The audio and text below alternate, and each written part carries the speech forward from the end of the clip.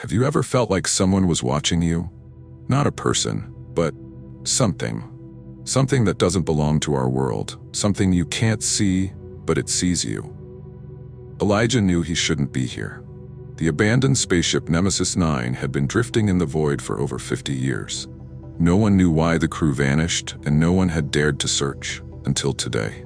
He moved cautiously through the narrow corridors, his flashlight barely piercing the darkness, casting a faint glow on the metallic walls that seemed to bleed rust. A faint, intermittent electrical hum echoed around him, as if the ship itself was whispering, warning him. But curiosity is stronger than fear.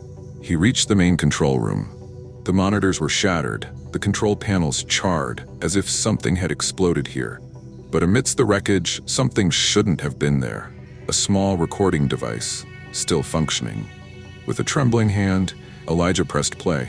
If you're listening to this, it means you found the ship, and you're in danger. Leave now, before it's too. Elijah's breath quickened. He turned around. Nothing, but a strange sensation crept over his skin, the feeling that he was not alone. Then he saw it. It wasn't a creature. It wasn't human. It wasn't something his mind could comprehend. A shadow within a shadow, moving in ways that defied physics. It had no face, yet Elijah knew it was watching him. Studying him, enjoying his fear. He stepped back slowly, but the floor beneath him began to tremble. The ship itself seemed to react to the entity's presence. The walls whispered, voices overlapping in incomprehensible tongues, yet carrying a single, unmistakable message: stay. But he didn't want to stay. He ran. But the corridors had changed. They no longer led where they should. They twisted into an endless maze, each door opening to the same room, the same darkness, the same whisper growing closer. Was he inside the ship, or had the ship become a part of him? Then, suddenly, silence. No hum, no whispers, no breath. Only emptiness. Elijah opened his eyes and found himself seated in the captain's chair, staring at his reflection in a black screen. It wasn't his reflection. He wanted to scream, but the only sound that echoed through the ship was the voice from the recording he had just found. If you're listening to this, it means you found the ship, and you're in danger. Leave now, before it's too. Then, the recording cut out. But this time, he was not the only one listening. A cold breath brushed against his neck. Something was behind him, moving closer.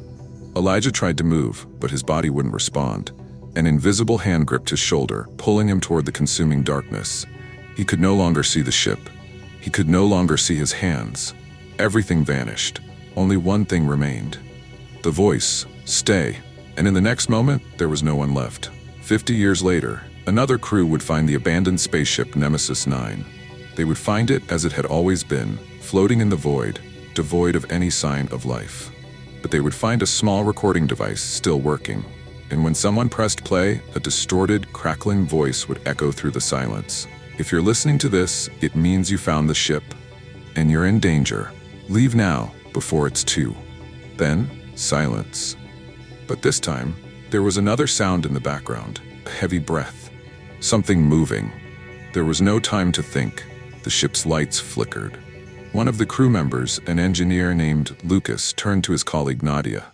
This isn't right. This ship doesn't have enough power to run anything. But the ship was listening.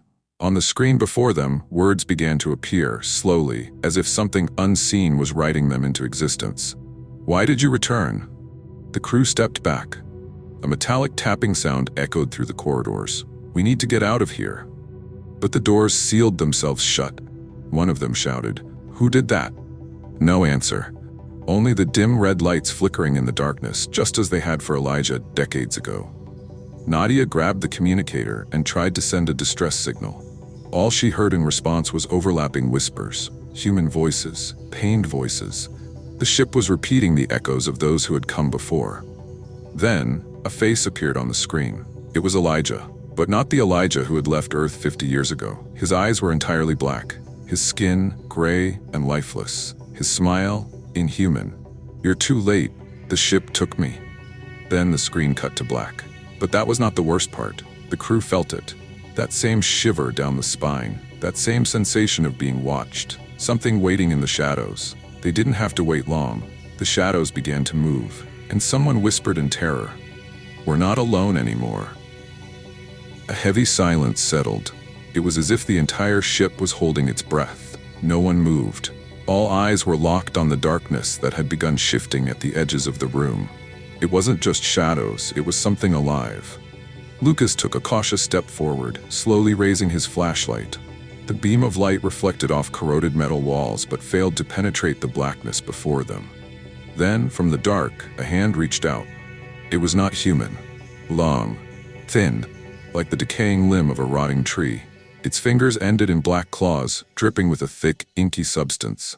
The hand moved slowly, searching, feeling. One of the crew, Martin, couldn't take it anymore. He screamed and fired his plasma rifle straight into the darkness. The burst of energy illuminated the room for a fraction of a second. When the light faded, the thing was gone. But so was Martin. He had been there 1 second. The next, nothing. No sound, no scream, no trace of him, as if he had never existed. Nadia gasped. "Oh my God, what is this?" But there was no time to process it. The ship shuddered, as if something massive was moving within. The walls changed. Strange symbols appeared, glowing faintly, pulsing like a heartbeat. The message was clear. "You belong to me now." The words appeared on the screen before them. Then the lights went out completely. Seconds of absolute darkness. Then the screams began. They were pulled one by one. Nadia felt something wrap around her ankle. She was yanked violently, slamming against the floor. Lucas reached for her, but when he saw her face, his blood ran cold. It wasn't her anymore. Her eyes had turned black. Her mouth was open as if she was screaming, but no sound came out. Something was draining her, erasing her. Then, just like Martin, she was gone. Only Lucas remained. His breath came in ragged gasps as he pressed his back against the wall, searching desperately for an escape. He knew there was none. The last words appeared on the screen before him. "You cannot escape because you are part of me now." He turned to the reflective surface of a control panel. His reflection stared back at him. It wasn't his face, it was Elijah's. And Elijah was smiling. And 50 years later, another crew would come, and the cycle would begin again, because the ship Nemesis 9 was still hungry.